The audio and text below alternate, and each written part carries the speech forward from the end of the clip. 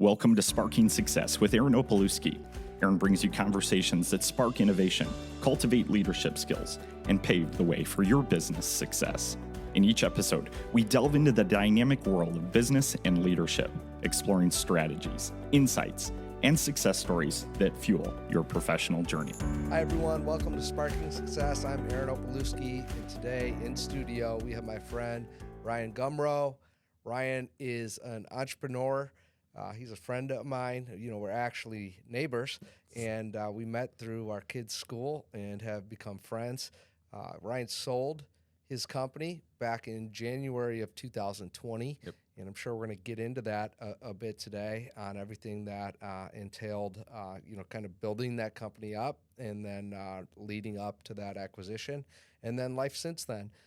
So Ryan, welcome. Thank you. Appreciate you having me. Yeah, it's good to have you on. I know we've had, the ability to have, a bunch of different conversations, get out to breakfast, and I've enjoyed, our time talking, but Likewise.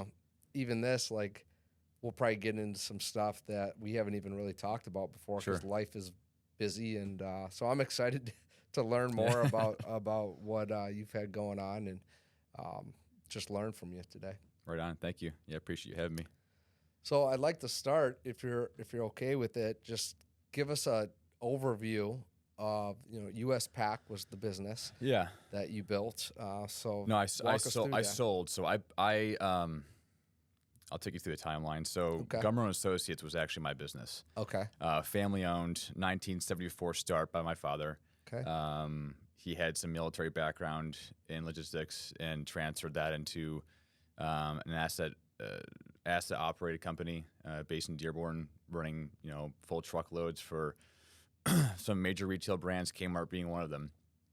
That slowly morphed into a brokerage model, and then we were a brokerage firm, so non-asset at that time, running predominantly a retail business.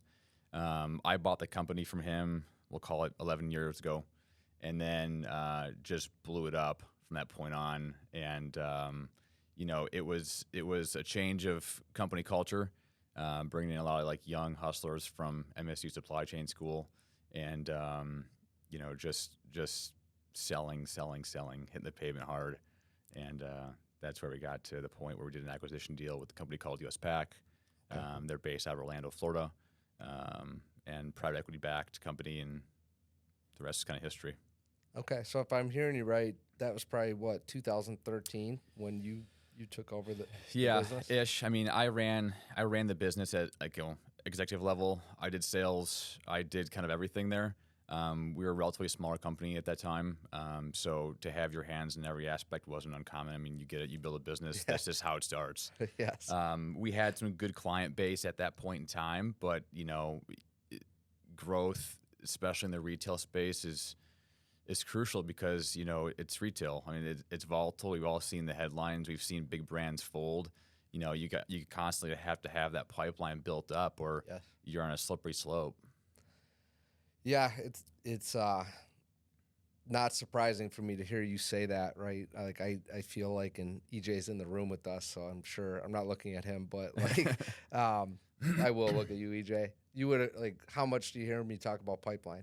We talk about it every week, and it's just the key to everything. If we're living and dying on one deal, a lot of things are going to go wrong for us. We probably can't service our customers, the right way. Correct. Because we're stretched. We are going to be in a bad position on sales calls because, if you're desperate, you can hear it, right. or you can see it. And it's just man, that's not a good place to be. Well, how do you fight that? Or times are tough, or things are uncertain. There's always going to be challenges, right? Focus on your pipeline and grow. Yeah, for me, especially on the sales team side, it's I've always said you can't just ride that. You can't ride that one big wave in. Yeah. Eventually, the wave's gonna break. Yeah. Always does. Ride it, paddle back out, wait for the next one. That wave's gonna keep going, but catch the next one. Yes. That's just sales 101. I've seen it. I've had some guys that did some great deals. They had some great commission dollars coming in. And when that wave crashed, dude, they were like, "Oh, I got nothing in the pipe, and my income just fell off a cliff." It's well, that's self-induced, right? It's a lack of sales effort and just riding that one big client. And it's fine. Don't get me wrong. It's fine to not, to pour into that big client of yours and continue to, keep them happy. But you gotta grind and keep sales flowing in. Yeah, that's just something I think I've learned over doing, recruiting for 17 years. And it's any sales-driven business, you need to focus on your pipeline, Sure. in my opinion. And conversations that I'm having with people right now in the business world where they're struggling, it comes down to a pipeline issue at the end of the day. Yeah. There might be this or that, but it comes down, the root cause is a pipeline issue.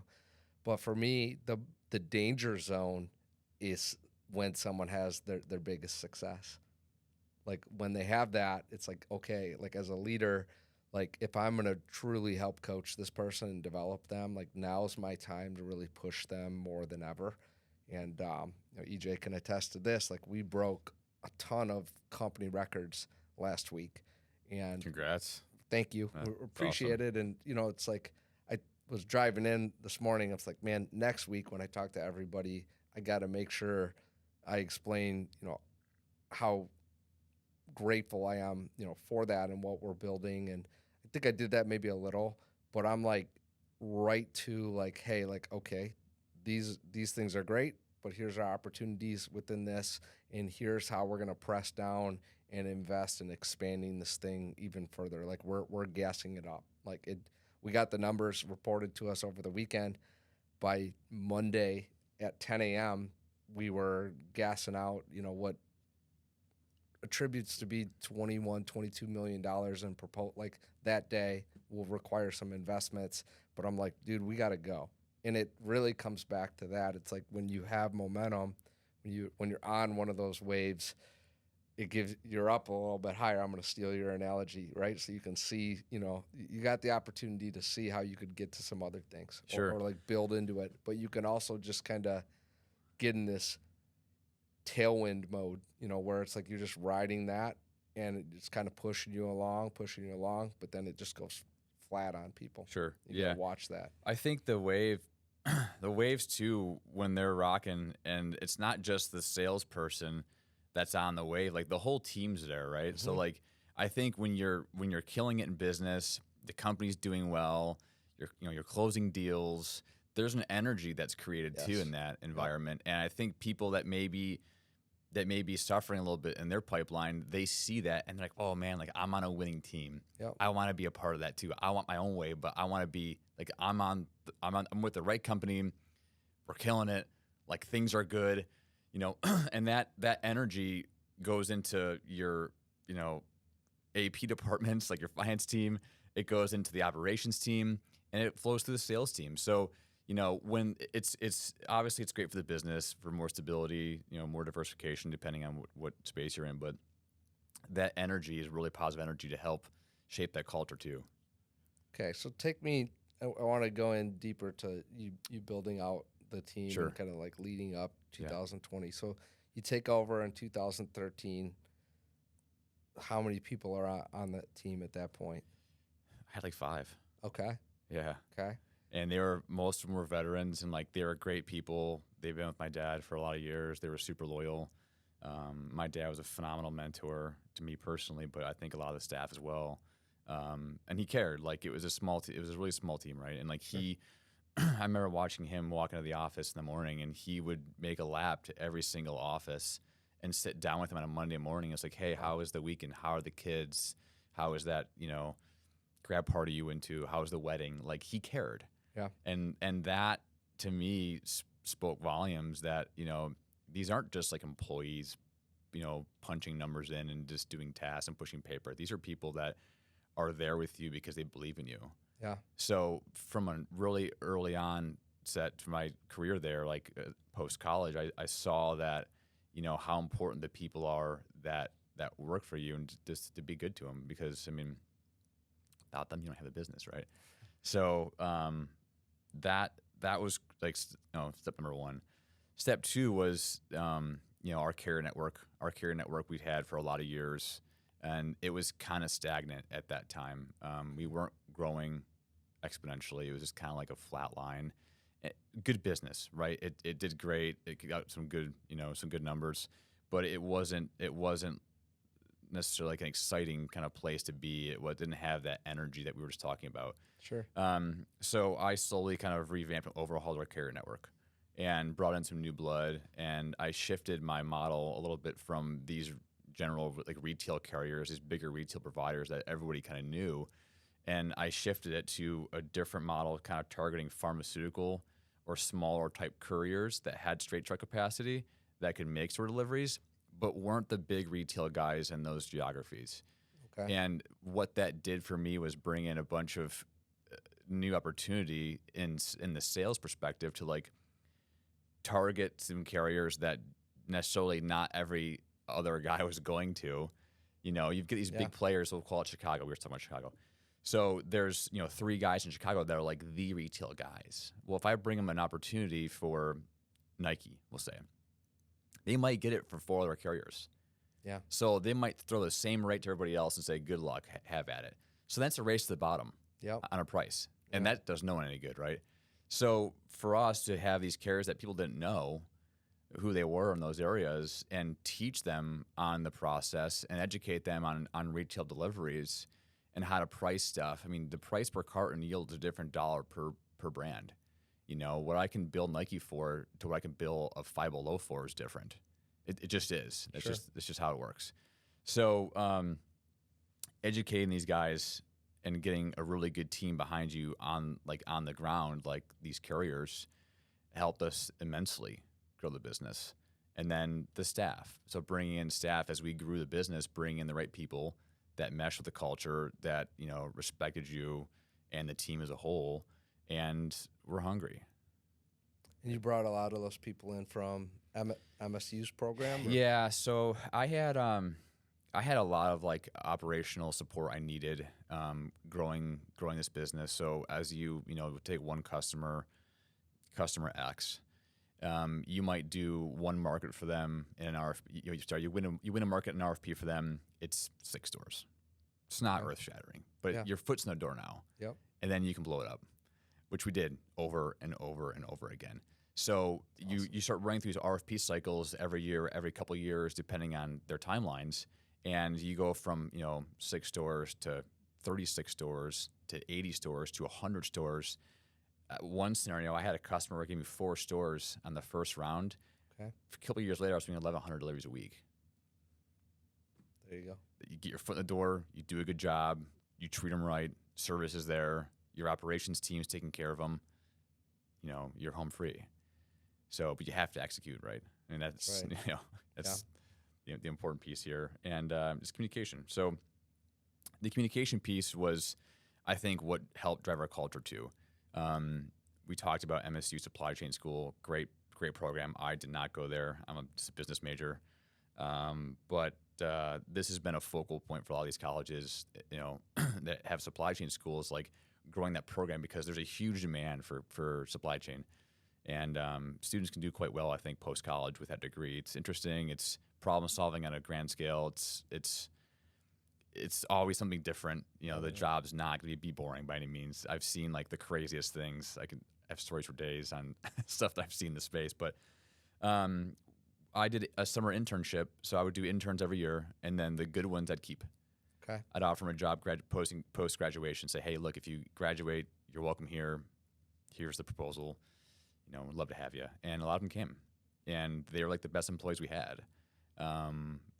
Everybody there was great, but like some of these kids were just exceptional. And I ran the business a little differently from I have a funny story on this. From most, right? I didn't have vacation days. I'm like, you can have as many days as you want off. I don't care. Okay. Just do the job. Yeah. I don't care if you come in at noon and leave at 2. Just do the job. And most of it is on your phone. Sure. So email, phone calls, text. I mean, it's the world we live in today. It's high. It's fast paced. It's high volume. It's constant communication, which is a love hate. It's great to be able to build a business. You can do it 10x faster than we ever could before. But it also means that you're tied to a device or some kind of technology or some kind of work line to you. There's always something. Pretty much always. Yeah. So for us, and being supply chain, I mean, we ran freight on Christmas Eve. It never stopped. Yeah. It was 24/7, 365. Like truly, I think we had 3 days off a year, and it, on those 3 days, like something happened. It just it Of it course. yeah, a warehouse issue or a truck broke down, so it flowed into that 1 day off. Like it is what it is. It's supply chain. But I think giving the staff the flexibility to, the way I present it is like, hey, look, you're running your own business essentially. Mm-hmm. Like it's on you to own this account, to own the operations, to communicate back with finance. Like A to Z is you. If you're not doing it, we'll have a conversation. And if we have to have a second conversation, it's not going to end well. Yeah. Just you got to own it and manage it. And they did, and they helped build the business to what it was for sure. I mean, from just customer service. So when you were approaching, January 2020, Yeah. how big had the team expanded? We had 15 people. Okay. I had some temps I brought in. I had, my staff, but we were a brokerage house. I mean, we were hiring companies. We were non-assets, right? So we were hiring companies that had trucks or had independent contractors, and they were running the accounts for us. So as long as we had really solid communication from the teams we hired, Mm-hmm. our team could stay pretty light. Yeah. You don't have to have, you weren't personnel heavy just because you're communicating back and forth with the customer. That's all you're doing. Yep. You're arranging, special one-offs. You're communicating late deliveries or truck breakdown or, overflow freight or pulling PODs, stuff like that. So it wasn't super labor intensive, especially all year. I mean, Christmas time got crazy for us. Peak season's always just chaos. But, we hired good vendors that do a good job for us. They make us look good and they communicate and they're on time. Our job's pretty light. It's a light lift. So sounds like within that flexibility, I'm hearing some things that you guys did in regards to like performance management, pretty straightforward. Like you're going to have conversation with someone if they're not getting stuff done. Sure. If you have a second conversation, it's probably not going to go well Yeah. or be like towards like, hey, like, look, like here's some clear directives that you need to fix. Here's some measurables, and like you gotta stay above water on these. So I hear performance management like kind of baked into the culture, which is important in my opinion for any high performance culture. For sure. But also a lot of flexibility, even though Correct. within that flexibility, there's a lot of responsibility, and you're just kind of you got to be on when you need to be on. Correct.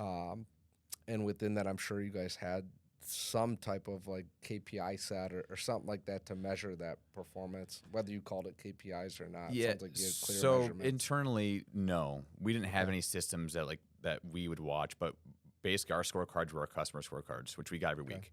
So if we were falling below that KPI expectation, 98% on time and 98% scanning percentages, then the person on the account, like this falls back on you. Why are we below?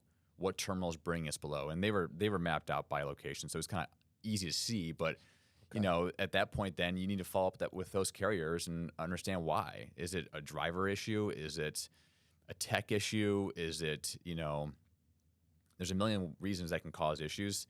Get to the root cause of it, create an action plan, give it back to the customer, and execute that action plan, and then see that increase happening back to that 98 or better percentage week over week. That was the target. So, and honestly, if we weren't there, the clients called us. We knew they were hounding us too, because they're reporting those metrics and KPIs to their leadership team. So I'm hearing like good, clear data, high touch communication with clients and suppliers. Correct. Flexibility but responsibility for the team. Really, what I would call a very entrepreneurial For sure. setup. Like for sure like it was. you said it. Like you're essentially running your own business. Like this is your business. What you're responsible for within it. So I love all that in regards to like building this team up, right? Yeah. And to where it's a business that is attractive, for sale. Anything else that you feel like important to do that? Maybe not just like right out of the gate, but you guys did this, the business has been around since you said the 70s, I think. And then you've were overseeing it for, 7.5 years. What are some things that make that sustainable outside of what you mentioned? Or what's important to you, you think, to make it so it's sustainable and attractive? The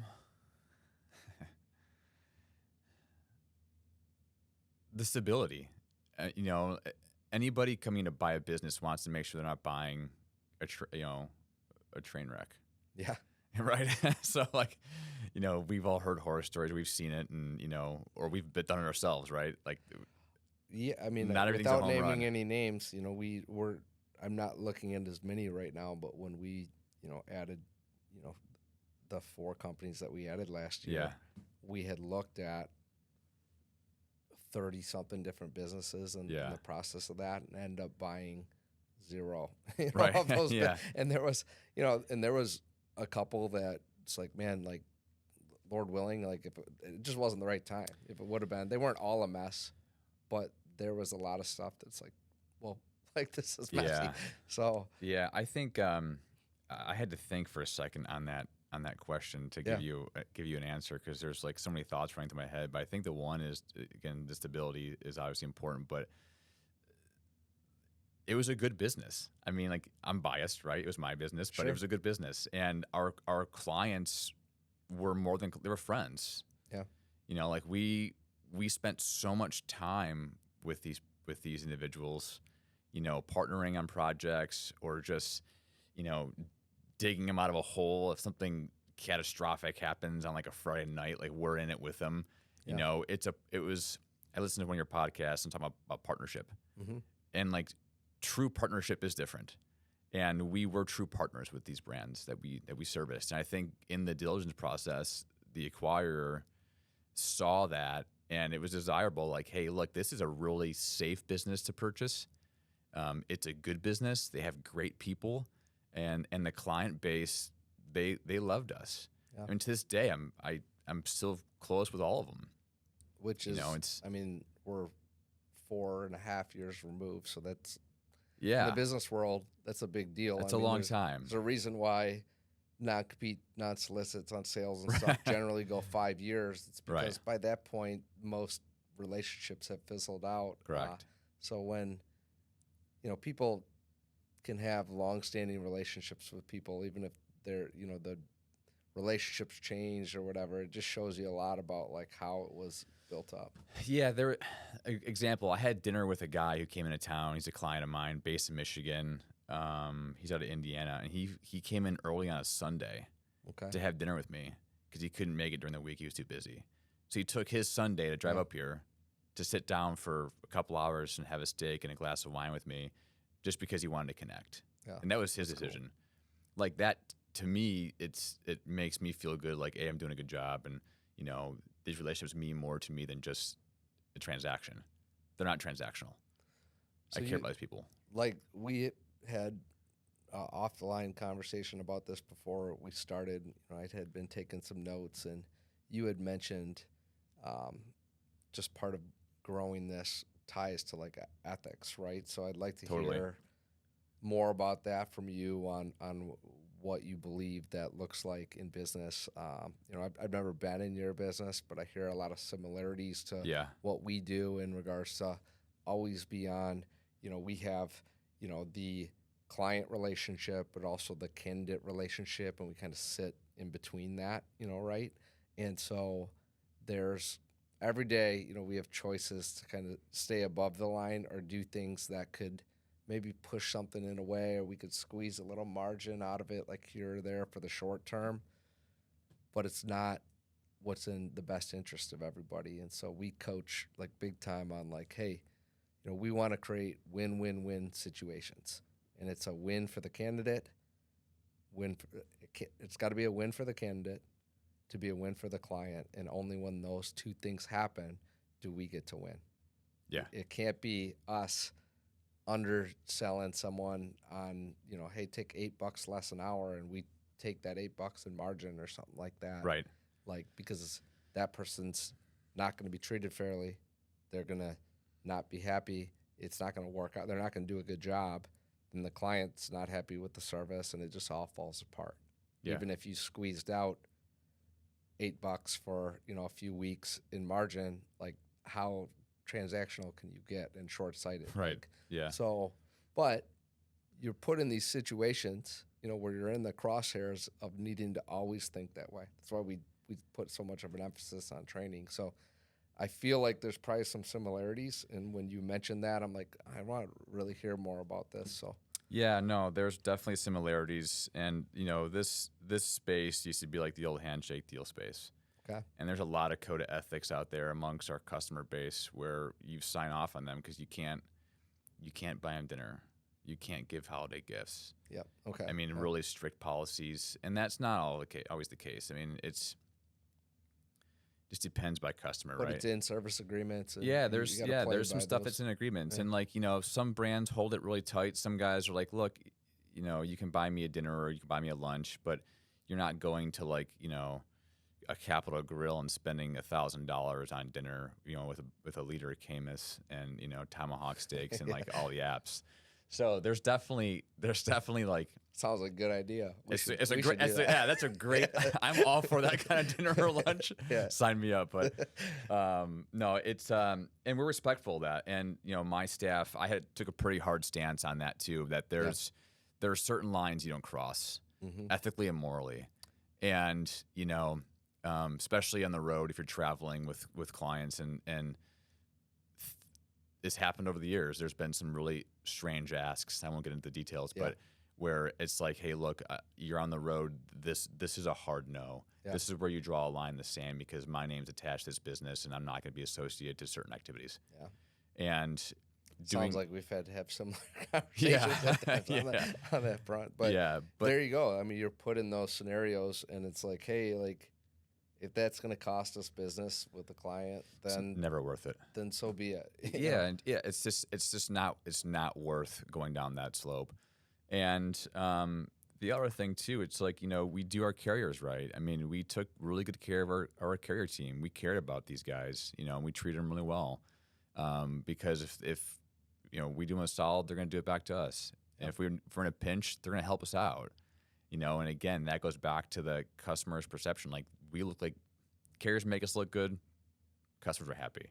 Yeah. So you got to take good care of everybody. And again, that's ethics and morals, man. That's a huge thing in business.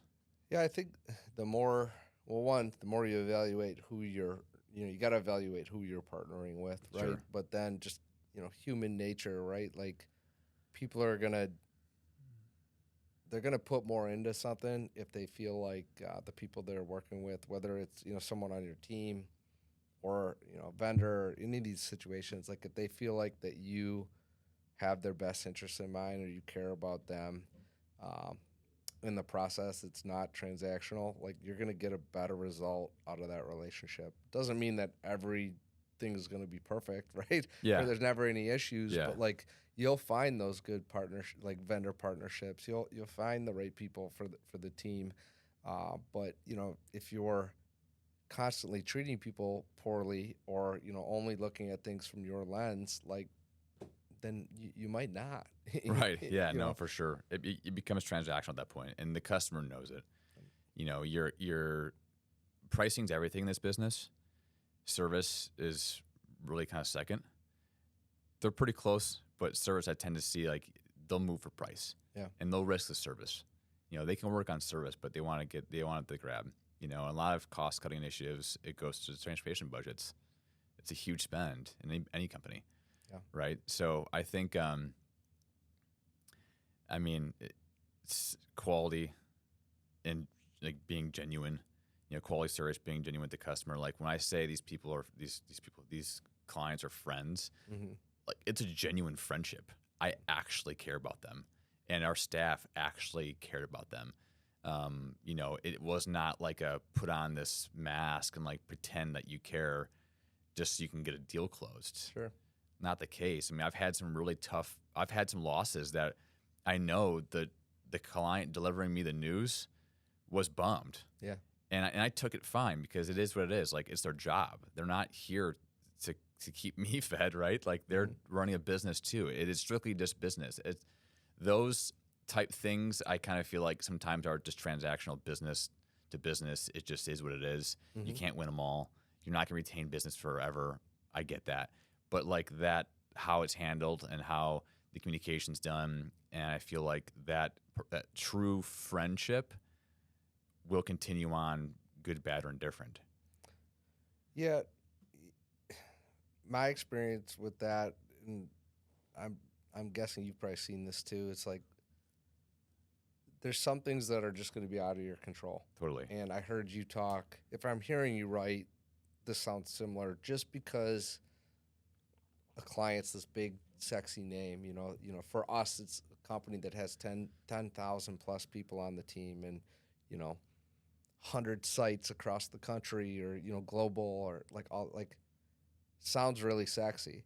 And I'm not knocking those potential partnerships, but what happens within those partnerships is there's advanced procurement departments that understand their scope and scale and will basically beat up pricing and margins, and can add a lot of red tape that make it harder to work through Sure. a process and be effective for the client. Compared to mid-market, you got scenarios where you can kind of control more aspects of the process, and at the end of the day, probably have a higher margin on stuff too, but you deliver a high value-added service. You're able to get to kind of top-level decision-making where you can have more of a consultative impact. So Yeah.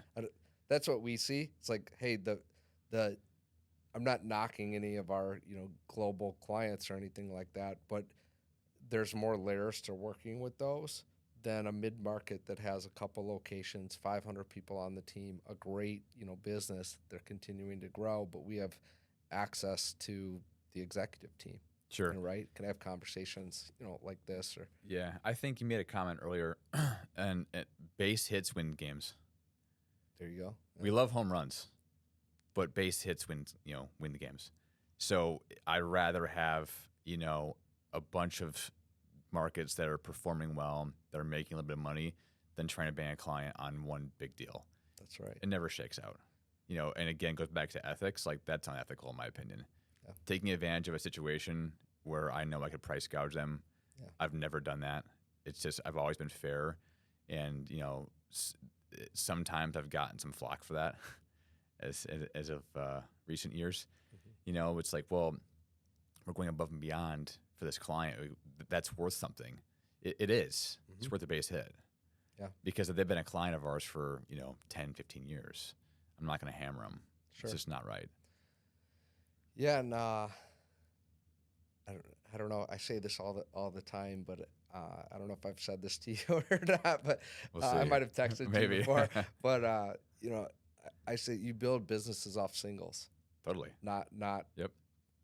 grand slams or Mhm. home runs. And it's like I get the sales conversation going on with a rep, and be like, oh, I want to go hunt whales, or what? It's like that's great, if you win a client like that. But you got to understand, you're going to build your business one client at a time, one transaction at a time. Dude. That turns into more than a transaction. Yes. And you said this earlier, right? And this, we didn't prep this, but it's just, this is how it gets done. Hey, we got this opportunity. We did this much, and it expanded 1,000 times. Yeah. And how did that happen? Because we fulfilled and provided a great service. Correct. Yeah. I mean, there are whales out there. Correct. There's RFPs that we'll do that are, $500,000, $1 million, $2 million deals. Those are good deals. Mm-hmm. Then there's $25 million deals. Yeah. But that comes with a whole different set of challenges. Yeah. It's outside of your traditional scope. So you're trying to kind of reinvent the wheel to some degree to make it happen. And there's a level of risk there. You might not. Yes, some people will sign a deal like that, and they might not have. If you don't have the infrastructure built to fulfill that deal, well, you're not going to get another one. Right. Or they're, Yeah. The higher up you go on, I don't know if you see this, but there's more clawback causes in some of these, right? Where if you don't execute on certain things, I've seen it. Yeah. So there can be huge financial repercussions on some failures like that. which, I mean, to whoever's structuring those deals on their legal teams, or they're protecting, they're making a big investment and commitment Yeah. in somebody, and they want to protect themselves on Yeah. that. So And if you look at I'll use Five Below for an example. They're a really good client of ours. Been with them for a lot of years. Great guys over there, guys and girls. They're just phenomenal people to work with. And they're partners. Like, they're good partners. Those deals are pallet in, pallet out. You can do them in pretty small space. You don't have to go out and like lease a new building. okay, If you're going to go take on, I'll use Bed Bath & Beyond for an example because they're out of business now. yeah, But you take on an account like that, your 85,000 square foot to 100,000 square foot needs for just that work. You need automation. You need automated pallet jacks. You got to have a huge yard to do drop-in hooks. You need a yard jockey to pull trailers out of doors. Like, so you're buying or leasing all that equipment. yeah, to I mean, do you're that. taking on You're- a massive you got amount a of risk. long-term lease or some Yeah. kind of or a juice lease. If it's Yeah, not you do like an long-term. 8-year term or something, but like the contract's only for a 3-year term. Like, you're taking a massive risk. So like, those cross-dock type accounts, pallet in, pallet out, a small sort and seg, 2 days a week, a trailer a day. Yeah. Those are easy to knock out with your existing infrastructure for the most part, or maybe take on a little more space in your existing building. You want to go whale hunting, be prepared to take some serious financial risk. Yeah. So you probably should have your house in order to go do that. So, yeah. or that's why you like those are great things, but it's like in a lot of cases it's like you want to build up to it's like compared to working out. Yeah. If at one point, I can't do this now, but at one point, I could get under a bench press and, I could throw over, 405, on the bench press, and I could rep it out. Yeah. Like at my best point. Well, when I started working out, I was 135 pounds. Right. Yeah, that would have been a guillotine. So if I rack that. so if I get under that, it's the same thing. It's like, look, like you might be able to build the foundation, the fundamentals, the infrastructure to do one of these things, but you got to go build it with singles, Correct. and put Yeah. yourself in a position where you have a stronger core. In the business sense, it's your team, it's your infrastructure, Mhm. it's your experiences, it's your equity and cash flow, in the business to be able to, do some of this stuff. Like you go out and just sign one of those, like out the gate, it's going to break your back. Oh, totally. Yeah. Yeah. And we've seen it. We've seen guys bite off more than they can chew. And, we've done some of those bigger RFPs and we've won some of those bigger RFPs over the years. But I see some guys get involved. I was like, hey, who won that business? And they're like, oh, so-and-so. Ooh. Yeah. Like, call me in 6 months. Yeah. Because he's going to fail. Yeah. He doesn't have the infrastructure for it, And you've done this long enough. I have done it long enough that you know the needs and requirements for these different retail brands. They're all a little different. There's little quirks about each one, but it can be a challenge sometimes if you try and hit those home runs, biggest hits, man. So let's talk about the acquisition, if it's okay. Yeah, And no, of you've course. shared a little bit about this with me, but there's I'm just interested in learning more.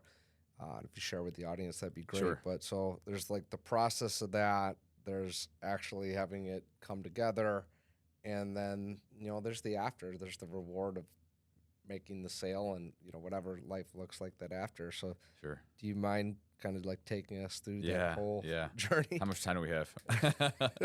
as much as you want? Yeah, no, it was a journey for sure. That's a good way to say it. It was a learning experience. There was some heartache, there was some tears along the way, there was stress, there was joy, there was you went through every emotion through that process. It's something to sell something that is so close to you, and for me, it was really that much harder because it was a family-owned business. My father started it, and I acquired it from him. Yeah. And then I obviously ultimately did a sale. That was hard because I saw his sacrifices as a kid, and my dad and mom together built that business, and they're phenomenal people, phenomenal mentors, and just they laid really good foundation early on. So when I was going through the process, I've over a couple of years, I talked to some friends and stuff who are kind of in the space and like, hey, what's this look like? Like, how do you find buyers? Just trying to educate myself on that M&A space. I didn't know. Okay. So when you don't know, you turn to, close friends who you can trust in a conversation like that are obviously confidential.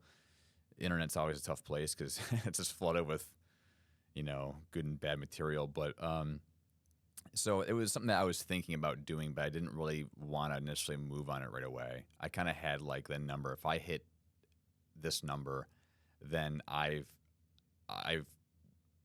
career-wise got to where I wanted to get, and I'm willing to then settle.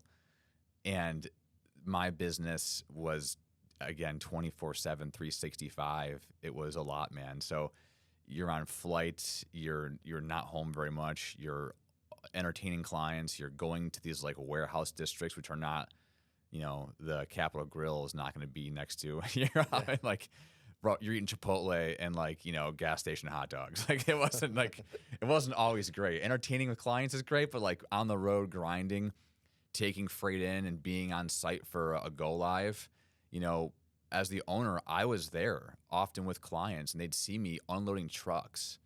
Like I put that elbow grease in to make this thing happen. And like, it was just a lot, man. So going through that acquisition process was painful. I did not, hindsight, probably could use a broker. I did not use a broker. Okay. My wife and I are like, we know this business better than anybody else. We can tackle this. And, kudos to her. She went through a lot raising our kids and kind of holding on the fort when I was on the road, but she was a good business partner too. I mean, she ran the books alongside my CPA group, and she was crucial. I think for any man to have great success, you need a strong wife at home for sure. Absolutely. So kudos to her there. A little shout out for Chelsea. But we entered into an agreement with the company we ultimately sold to, and it like shortly after that, I was like, what did we get into? Like this is way over my head. And we contracted an attorney who was phenomenal, local here in Michigan guy. And our CPA firm was helpful to kind of pull requests together and stuff, but we block and tackled all of it ourselves. Wow. Dude, let me tell you, like that was a tough time. It was like a kind of dark time because like it was obviously it's exciting time, but like going through very intimate things personally on the business level was challenging, and dealing with a team of attorneys on their end, forensic accountants, these guys who are like, picking apart your books, and every Monday to wake up to like Excel spreadsheets full of questions, 200 line items that they had to know. And it's like, man, I'm trying to run the business. My staff didn't know at the time. Mm-hmm. My clients didn't know at the time. So I'm like sneaking out to my car to take conference calls with this like equity group to answer questions or talk to their, accountants. And like, it was stressful, man. It was a long process. And I think it was about 10 months that this went on for. And like, there was so many times where I'd call my legal counsel. And I was like, Michael, I'm done. Tell him I'm out. I'm done. And he's like, right, like calm down, sleep it off. We'll talk tomorrow. And I call him more. I'm like, no, we're good. We're still on. Just like, they, and I don't know if this is by design, maybe, but like they push you to a point, it breaks you. It just like, you're so mentally fatigued and exhausted. And I think that's where the premium to pay a broker comes into play. Like they do a lot of that for you. But I'll tell you what, man, like I learned so much from that process, so much information, and just, it was a great learning experience. Yeah. But it came at a price. Like it was, it's like an emotional one. It was. Because it was, man. It's everything that you've poured. And blood, then sweat, and tears into everything. And again, like it was deeper rooted because it was a family business. So like, not to get too into the weeds and like my personal deal when I bought the company, but I was carrying a note. Yeah. So like I had that debt liability. Makes sense. I mean, I say only 7 years in, but like when you're acquiring a business and you have a note that you're doing that with, that would that would make sense that you would still have one of those. Yeah. So I mean, the business, again, we weren't super staff heavy, but business made a lot of money. It was great, great little business. But yeah, to that point, I had a note. So like, and that note's my parents. Yeah. So like a different kind of process. I mean, I'm sure there's probably some, if I needed to extend it out or if I had to make partials, I could if I really got bad. But, at the end of the day, I knew that was my parents' kind of like retirement too, because they were retired at this point and like that money was expected either way. Yeah. And we had no asset. I couldn't liquidate anything. It's not asset based. So I had a building I owned in Auburn Hills. I had some furniture, computers, but you're not going to get much on liquidation. No, like we were talking about as we were walking around. Exactly. What do you do at the end of that? You leave most. Leave of everything. Stuff. Yeah, it's not worth anything. That was kind of stressful, but the business was really stable. We were on a rocket trajectory. I had no concerns about the longevity and the stability of the business. And again, kudos to my staff. Like they're the best people on this planet. I mean, they were all individually so amazing and just awesome to work with. So that was an added layer of like heartache for me too, to like the time when I had to tell them, which was like super emotional for my wife and I. So I dealt with like their CPAs, their legal team, drafting our purchase agreement.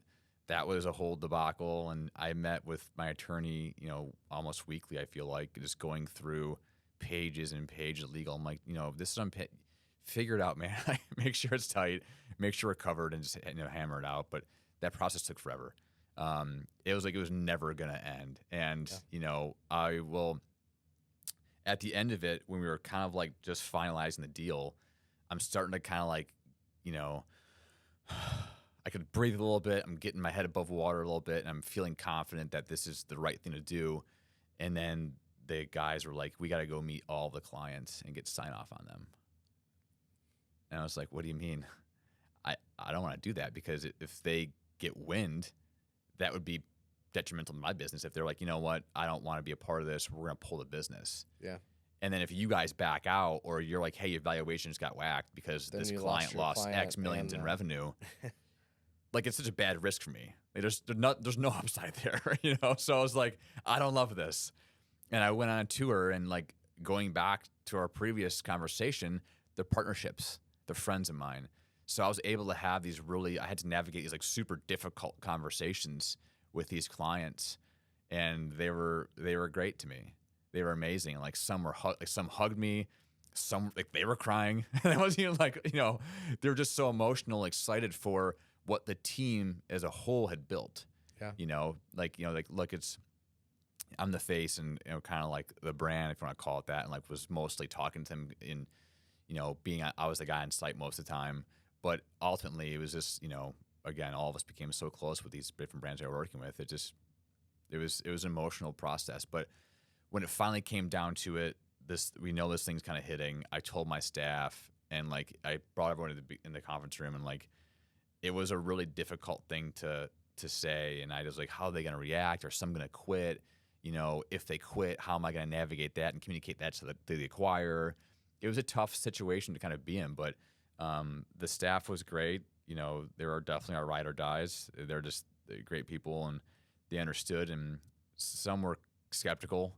Some were kind of like, all right, I can see the upside here. This is exciting. There's more resources. There's more opportunity for growth internally, for promotion or shifting roles instead of going to operations. Maybe hop into compliance, or like there's more avenues for them as well. Yeah, there's more paths. Yeah, exactly. More paths for leadership roles, or just changing your day to day up. So it was a pretty amazing experience. But one thing I want to share with you, and I think was really wild, and I had to get these clients to sign off on, right? Mm-hmm. And I won't mention names. There's one customer I knew was going to be a challenge.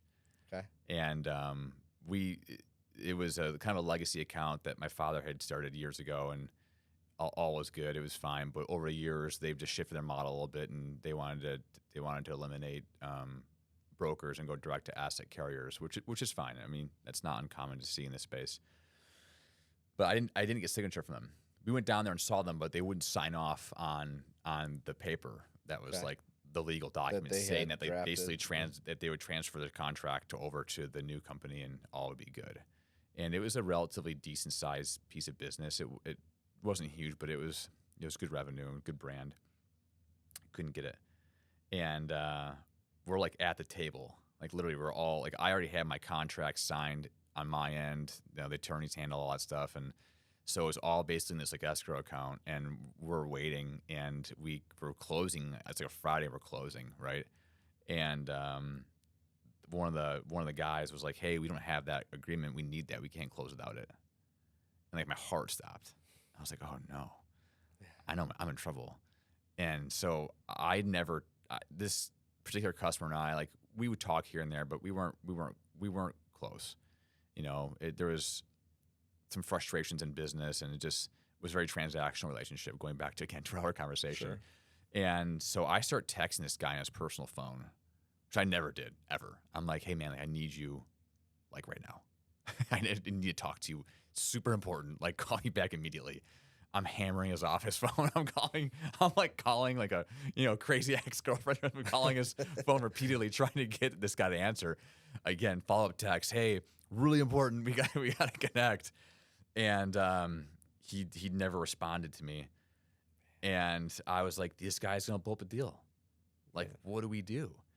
And my wife's sitting in my office, and we're sitting together, and she's like, "We're just gonna pray about it." And I said, "Okay." So we put our heads down, say a word of prayer, and we close our prayer, amen, and the phone rings. My cell phone rings, and it's the CEO of the company. He said, "We're closing. Get back on the line." And I hop back on the line, and the transaction closes. We all do our verbals, agree, close, paperwork, transfers, all the stuff. The escrow's released. And I looked at her, and like I had chills that moment. I was like, "What just happened?" Wow. Like Man. it was wild. Like that was like the really awesome emotional close Yeah. to this like ordeal that was 10 months of just torture. And it was like the greatest thing that ever happened to us. And we learned so much.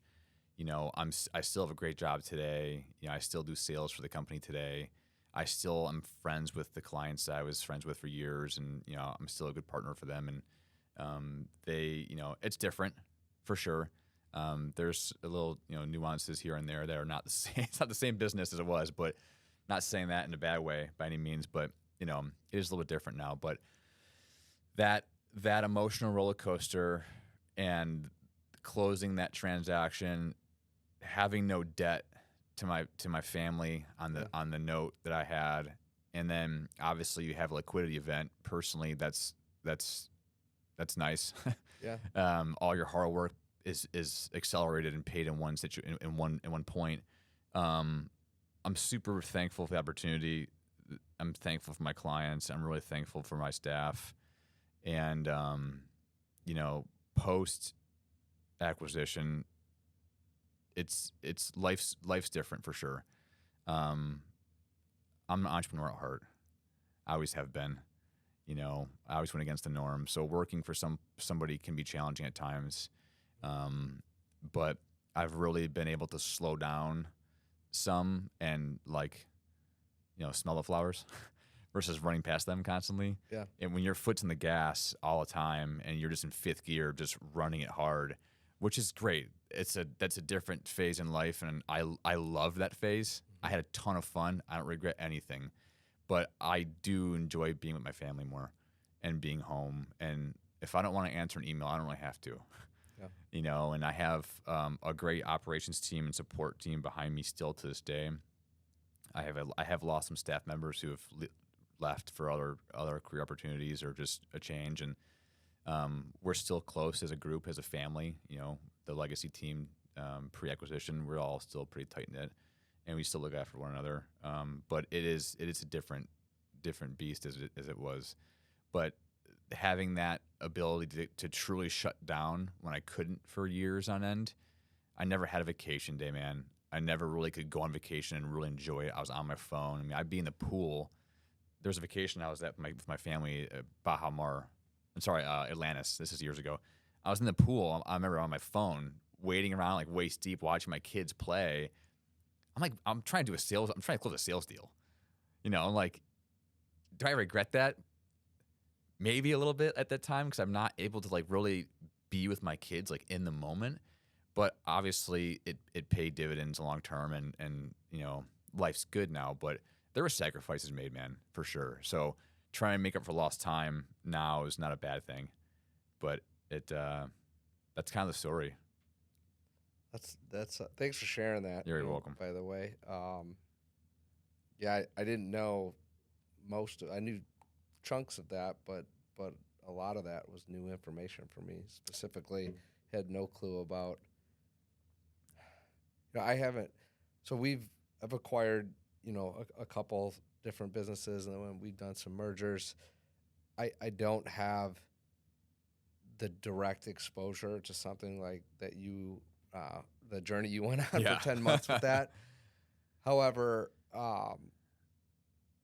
in my less experience than you on this, what I see from conversations like talking with you, like with other people that have been through this, or some of the things I have been involved in, specifically with like PE type stuff, and it's not like they're just doing their thing, but I feel like the team is designed to beat you up and they wear are. you down. They're savages, and man. again, like, they're just they beat like, you down. That's the jam. It is. That's what they do best. Like they're trying to get a good deal. Yeah, and I gotta be careful, like, because I don't, So I have a buddy. I'm listening to your story about having to run out and being on combos. Yeah. So I have a buddy who I ran into last week, and the last time I saw him was about 4 months ago. Yeah. And he just got off the phone.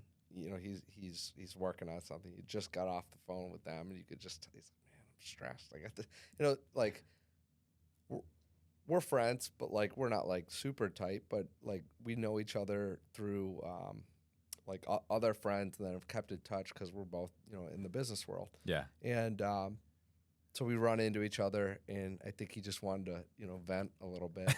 So okay, that's like maybe like April. Yeah. So fast forward to last week, and I'm just walking around in the area. I just got lunch, and I see him. I'm like, hey, what's up, man? And he's like, oh, it's like I just got off the phone. I'm so frustrated on this thing. I swear it's like basically exactly like it's exhausting, like all this stuff. Yeah. Like, and he's like, yeah, this thing was not gonna move forward. I was done. And then I'm like, yeah, I saw you in April. You were talking about it. He's like, yeah, it was like dead for like a month, or I thought it was dead, and then it wasn't. Like now it's back going. And he's like, I swear that's just like it's like a game for him. And I'm like, yeah, like I don't know. From my opinion, I think that's exactly what it is. They just will like push you on some of that stuff. Yeah, I think too, like there's so much strategy behind that. And if you're, they might rake it out to see how the business performs a little while longer. Which is smart. It's smart on their play. part, Yeah, like it's like, man, someone could talk a big game, but the actions and the results, speak for themselves. And yeah, you might want to see that bake a little bit longer than just go off of, even as advanced as these teams can get. And to your point, they said it's like, his comment to me was like, they're pounding me on one transaction for $400. Yeah. And I hear you say like this, like, yeah, I got this spreadsheet list. So, yeah, I don't know. I just think it's like, that's by design, but, hey man, like when you're buying something, you want to know what you've bought also. For sure. More power to, those teams not knocking them. So. Yeah. I don't fault the guys by any means. Like they did their job. I mean, they were tough, man. And, at the end of the transaction, all said and done, the guy from the private equity group actually has talked to my wife a couple times about her business, and it's been super helpful just for a place to go for information. So like, beat me up super hard, get a good buy. It's like, all right, we'll help you now. Yeah, and now it's like, all right, all is good. How can we help you guys? Like they were great guys. I can't. I wouldn't have said that during the process. Sure. But no, they're doing their job. I think they bought a good business. Our business is really stable still. We've closed a bunch of new logos this year already. I've got 5 new logos myself down, all retail brands, various parts of the country. So, we're still trending in the right direction. Our book of business is still, doing well. I think ultimately it was a great purchase for the acquirer to add into their portfolio. So I'll shook out in the end. It's good, man. Yeah. So if it's okay, I feel like a good place for us to kind of close. And I didn't have this all prepared. I figured the conversation may lead here, just from other conversations Sure. that we've had that we didn't record. But for me, like my family is, my wife's a part, of what we're doing and building, and helps on the financial end as well. So she's involved in the book. She does more of the payables. Like at one time she was doing more of it, and thankfully as we've grown, we've been able to offset and bring some people in on the receivable Sure. side, which is great. But she's still involved on the payable side, and from doing more of it, right? She knows what she's doing, can help or be a good audit on stuff. Like she understands that side of the business.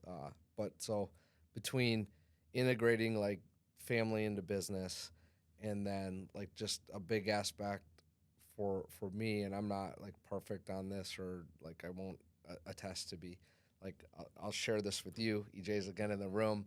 Like I'm about as competitive as they get, and I'm really working on my mouth. Like Yeah. like you see me in a more like relax, like you probably never even heard me swear or anything. Like I don't swear, I don't even on think the so. podcast, like not that much. And I don't like cuss a lot, right? Yeah. Well, get me in my competitive environment, and like I do. Like, I and not like, hopefully EJ would agree, like not a lot, but like you would notice it compared to when you talk to Yeah, me sure. in any other setting. And something I'm working on, but I'm just super competitive. But It's not a bad thing. But yeah, God's working on it, with me. I think there's a way for me to still have that edge without, I can improve my vocabulary a bit. But like, I look at what we're doing, and there's aspects of faith in my relationship with God. Sure. And even like we don't, I'm not going to be overly like preachy to people, because I don't think I have to. But like even like we walk through the office and you see our core values, and I can tie our core values back to like biblical principles. Yeah, that's great.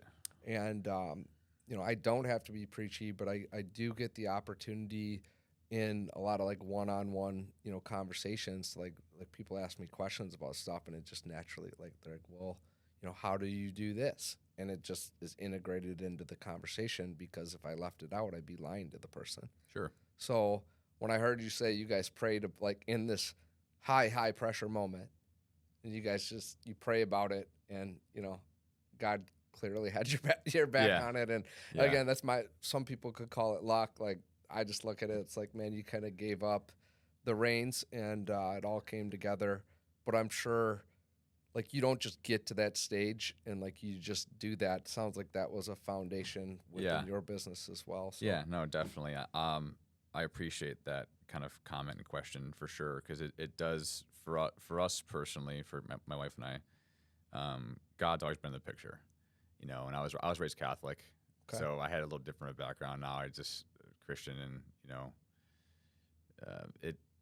I often would say short little prayers when I would submit an RFP, and I was like, God, if it's meant to be, let it be, and if it's not, it's not.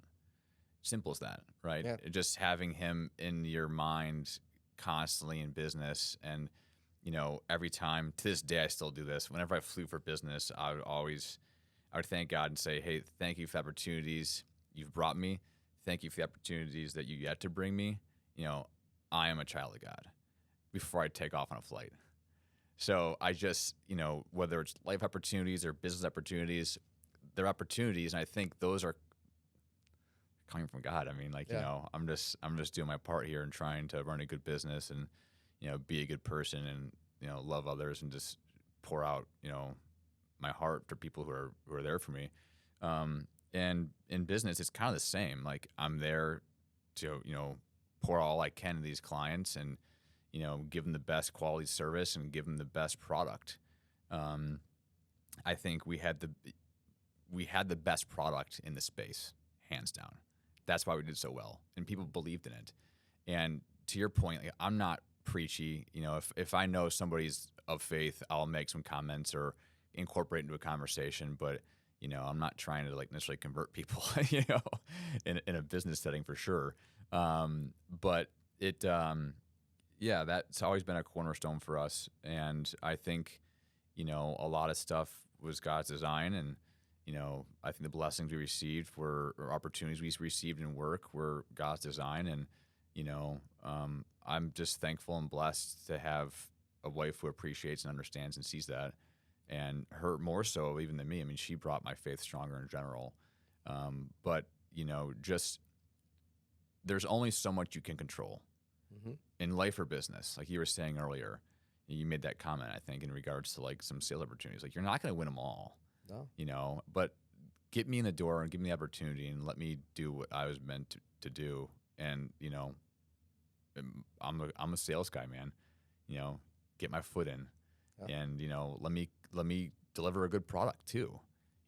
So yeah, to that family balance, the God balance in business. It doesn't have to be bang in your face necessarily, but that ties into everything. It ties into opportunities. It ties into how you conduct business. If people know you're a man of faith and they watch you walk through the office with integrity and pride, that's contagious. So without having to be preachy, they'll see it and want to act more like you as a leader. Leadership's top down always, right? If you're the top dog, you need to present yourself like that. Yeah. And just business is hard sometimes. You're not always up top. That's for sure. So there's I think being an entrepreneur, you hit the highest of highs and you hit the lowest of lows, and people don't understand that because it's often behind closed doors. And sometimes just praying through that, man. Absolutely. And just knowing that things are out of your control, but God's got your back always. And he's cheering for you and wants you to win. Stay diligent, keep your head down, and keep plugging away, because it will hit. Yeah, I think for me with, my parents set a good foundation for me with my, not that I'm similar to you. I was a good employee, for a period of time, Yeah. but it needed to be, as soon as certain things changed, it was time for me to move on. And, sure. that was part of God's plan, right? But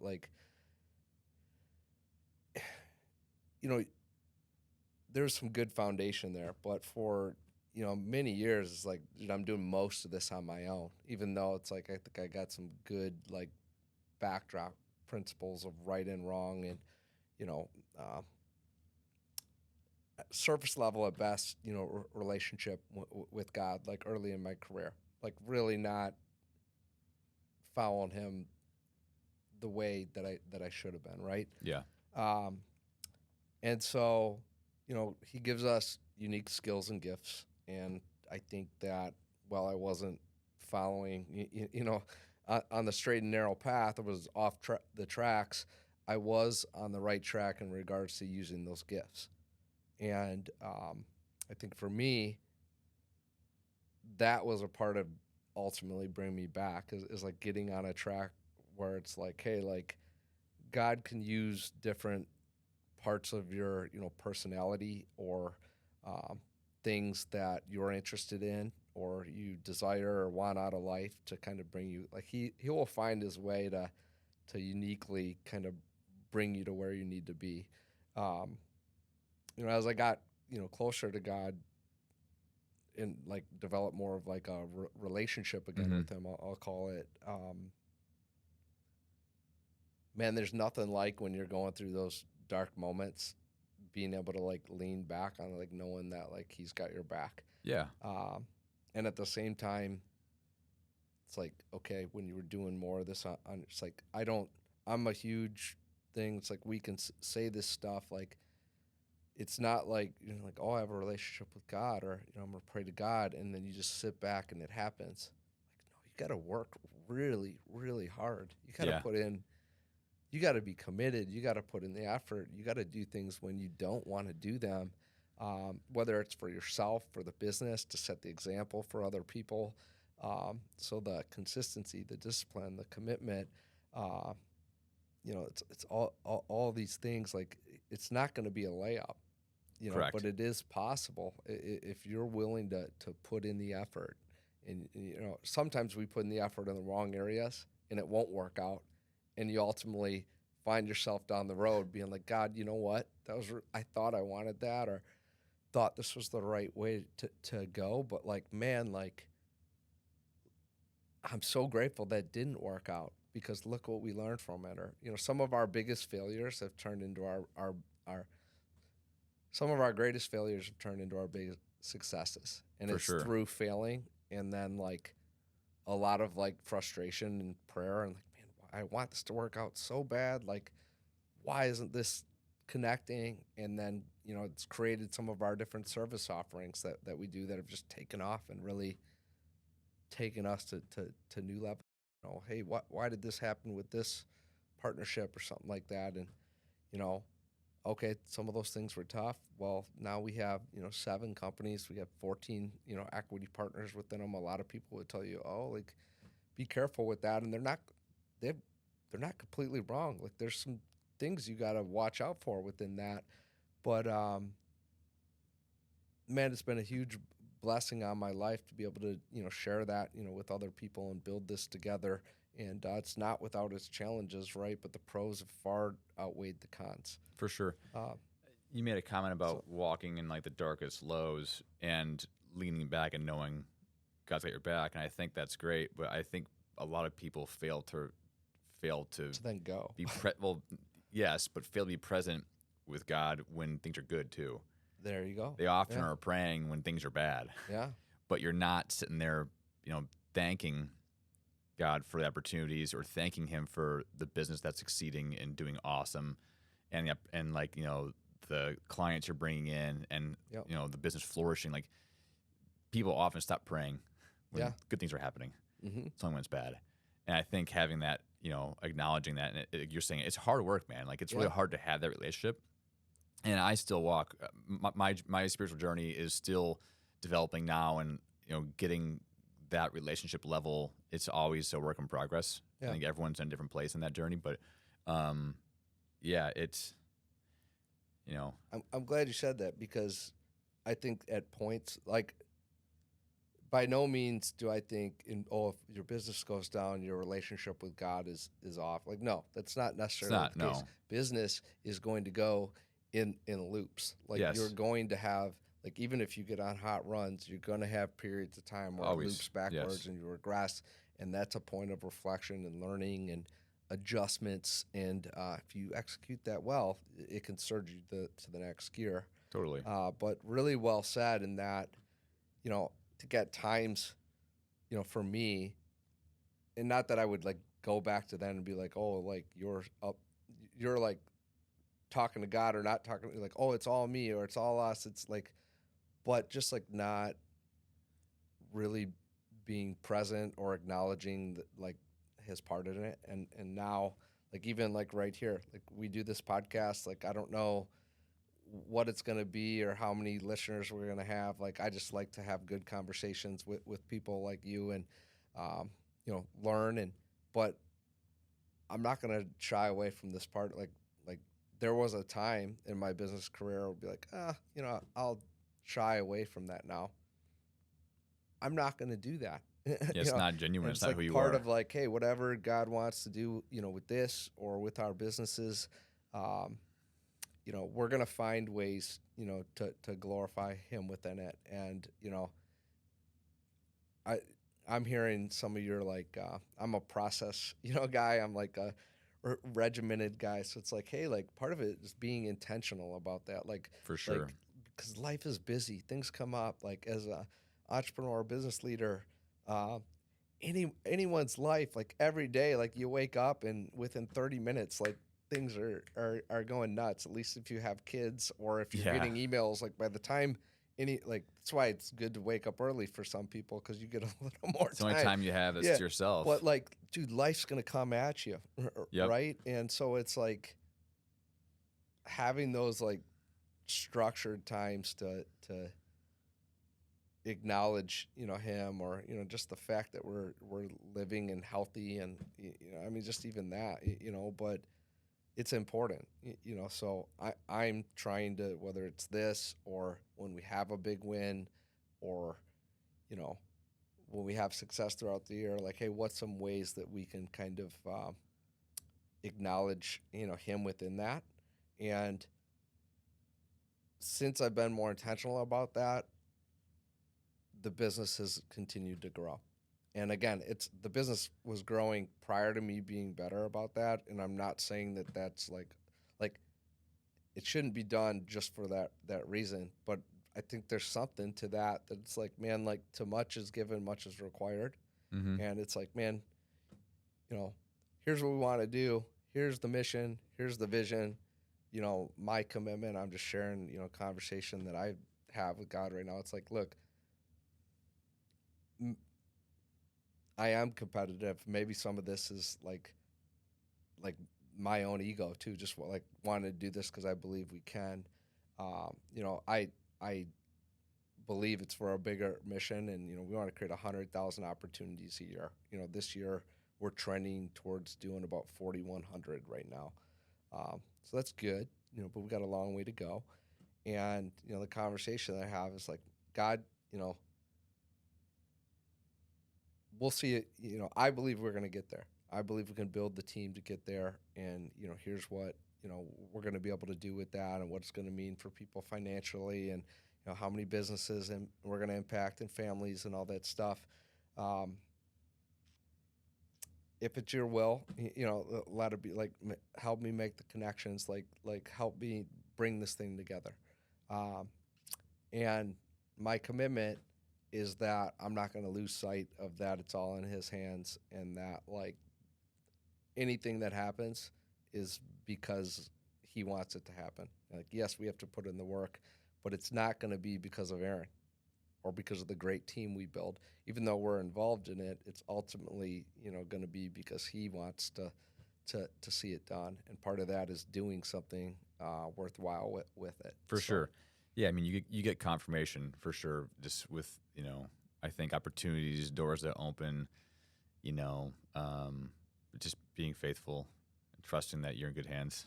Yeah. And, like, I'll tell you one quick story. I'm not sure how much time we have left, but my wife is, like, insanely prophetic.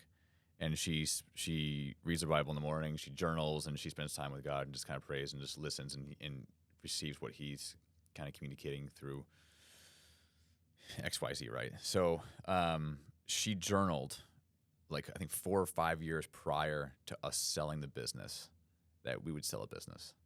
And she wrote a number down in her journal, and we got basically that number. It's insane. And the business was not worth that number when she wrote it down. At that time, yeah. Yeah. Wow. So those are the things that I see. I'm like, this is God's will. It was his design this whole time. And again, like, myself, the staff, were the vehicle to bring all this together. And what he has in store for us next, who knows? But I'm here for the journey, and I'm excited about it. Well, thanks for sharing, man. I didn't know, like, I figured we might kind of get into that. Yeah, I didn't know yeah, no, how of course. much we went into it even deeper than I thought. Yeah. But I really enjoyed the conversation Likewise. today. Thank Thanks you. for coming in. Anything else you want to share in leaving us today? No, I'm good, man. I appreciate the opportunity to be here, and it was fun.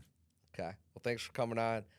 Everyone, if you could, please rate the podcast. If you enjoyed this episode, we ask that you would share it with at least one other person, and we hope you have a great day. Thank you.